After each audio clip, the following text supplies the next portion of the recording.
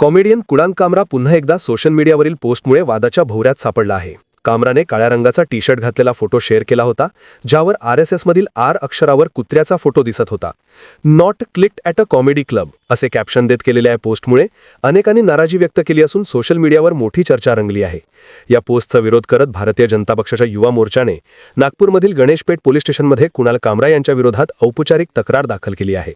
संबंधित पोस्ट ही जाणून बुजून एका संस्थेचा अपमान करणारी असल्याचा आरोप भाजप युमोने केला आहे.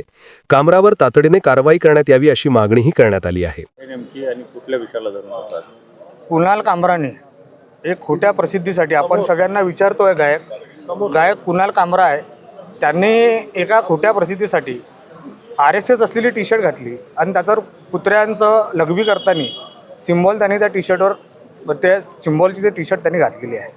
म्हणजे तो काँग्रेसची सुपारी घेऊन काम करतोय का? हा उद्धव ठाकरेंची सुपारी घेऊन तो काम करतोय का? आणि कशाबद्दल करतो? आणि एखाद्या खोट्या प्रसिद्धीसाठी हे असं काही आपण करायचं, आणि अशी खोटी प्रसिद्धीसाठी संघा आतापर्यंत राजकीय पक्षापर्यंत ठीक होतं.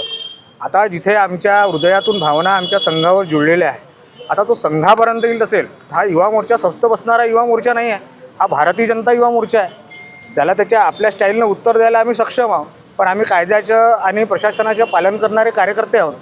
म्हणून आम्ही आधी पोलीस कारवाई नाही, त्याच्यावर कारवाई करण्यात यावी असं निवेदन आम्ही करण्यात आलेलो आहे. आणि आम्हाला आश्वासनही मिळालं की याच्यावर नागपूरमध्ये याच्यावर 100% FIR करण्यात येईल, याला अटकही करण्यात येईल.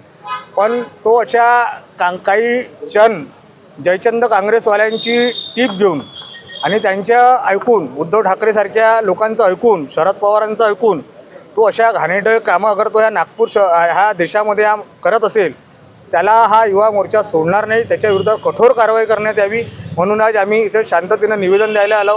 ह्या आमच्या आंदोलनाची पहिली सुरुवात आहे. त्याच्यानंतर युवा मोर्चा नाही झालं तर आम्ही आपल्या पद्धतीनं आंदोलन करायला तयार आहे.